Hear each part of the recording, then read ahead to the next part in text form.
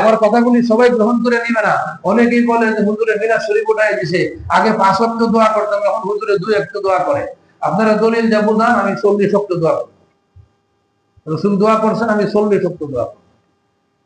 যদি দলিল না থাকে তাহলে এটা আমাদের জানা এবং বোঝা দরকার। বুঝার পরে আবার 5 ওয়াক্ত দোয়া করেন, যে এটা গুরুত্বপূর্ণ কোনো বিষয় না, এখন আবার 5 ওয়াক্ত দোয়া আমরা চালু করে দেব, কোনো অসুবিধা নেই। কিন্তু কোন মানুষ যদি মনে করে 5 ওয়াক্ত নামাজের পরে হাত তুললে দোয়াই করতে হবে, তাহলে গুনাহ হবে, কোনো সওয়াব হবে না।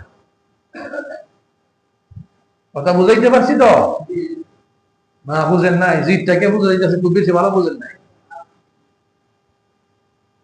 কারণ দোয়া করলে খুব বিরাট খুশি, যে হুজুর দোয়া করছে, নাম ধরে দোয়া করলে তো আরো খুশি, আমার নাম ধরে দোয়া করছে। আমি পৃথিবীর কোন মানুষের খুব কম সময়ে নাম ধরে কার দোয়া করি। আপনি কার নাম ধরে দোয়া করেন? 10 জনের দোয়া শিখছেন, হঠাৎ করে এই সময় মনে নাই যে যার নাম কইছেন না, হ্যাঁ বুঝে হইতো না।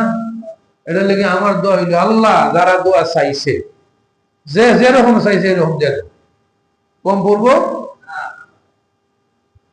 যাই হোক, আল্লাহ তাআলা আমাদেরকে কিছু বোঝার তৌফিক দান করুন।